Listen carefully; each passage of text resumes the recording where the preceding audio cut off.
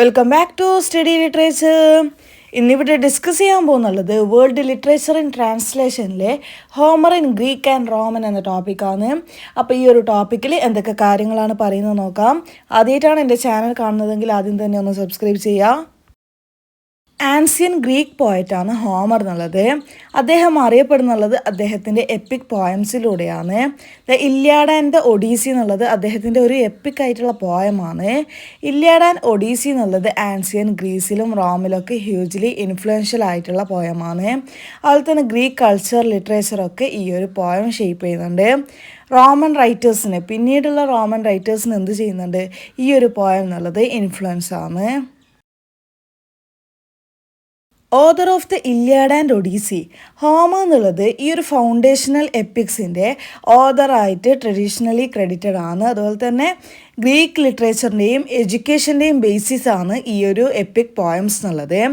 ഇനി oral tradition എന്നുള്ളത് ഇല്യാഡ് and Odissi എന്നുള്ളത് എഴുതുന്നതിന് മുമ്പ് തന്നെ എന്ത് ചെയ്തിട്ടുണ്ട്, രചിക്കുകയും അതുപോലെ തന്നെ പെർഫോം ചെയ്യുകയും ചെയ്തിട്ടുണ്ട് ഈ ഒരു വർക്ക്സ് എന്നുള്ളത്. ഇൻഫ്ലുവൻസ് ഓൺ ഗ്രീക്ക് സൊസൈറ്റി, ഈ ഒരു പോയം എന്നുള്ളത് ഗ്രീക്ക് സൊസൈറ്റിയെ രൂപപ്പെടുത്തുന്നുണ്ട്. പെർട്ടിക്കുലർലി അവരുടെ ഹീറോയിക് ഏജിനെ പോർട്രേ ചെയ്യുന്നുണ്ട്.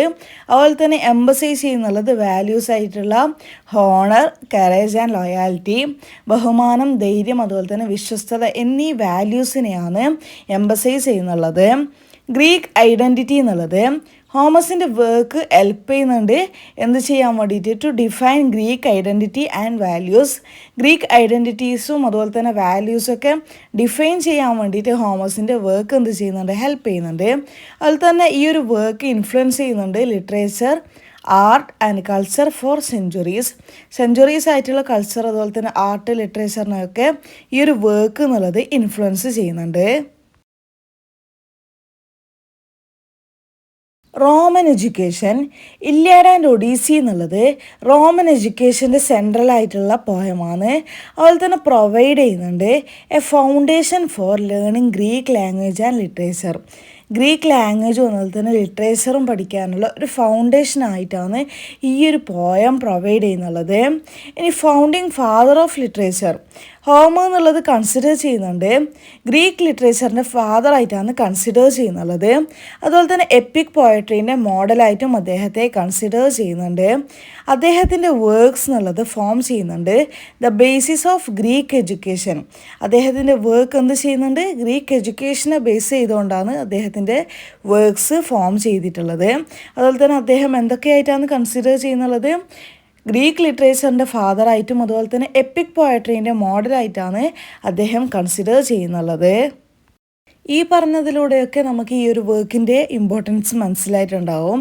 റോമൻ എഡ്യൂക്കേഷൻ്റെയൊക്കെ സെൻട്രലാണ്. അതുപോലെ തന്നെ ഗ്രീക്ക് ലാംഗ്വേജും ലിറ്ററേച്ചറും പഠിക്കാൻ വേണ്ടിയിട്ട് ഒരു ഫൗണ്ടേഷനായിട്ടാണ് ഈ ഒരു വർക്ക് പ്രൊവൈഡ് ചെയ്യുന്നുള്ളത്.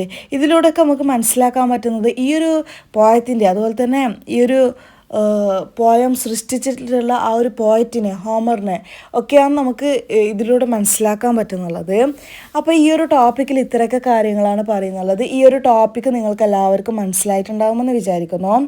ഈ ഒരു പോയറ്റിനെ പറ്റിയിട്ട് നിങ്ങൾക്ക് എല്ലാവർക്കും മനസ്സിലായിട്ടുണ്ടെങ്കിൽ തീർച്ചയായും സബ്സ്ക്രൈബ് ചെയ്യുക, ലൈക്ക് ചെയ്യുക, നിങ്ങളുടെ ഫ്രണ്ട്സിന് എല്ലാവർക്കും ഷെയർ ചെയ്യുക. മറ്റേതൊക്കെ ടോപ്പിക്സാണ് നിങ്ങൾക്ക് വേണ്ടതെന്ന് കമൻറ്റ് ചെയ്താൽ ആ ഒരു ടോപ്പിക്കൊക്കെ അപ്ലോഡ് ചെയ്യുന്നതായിരിക്കും.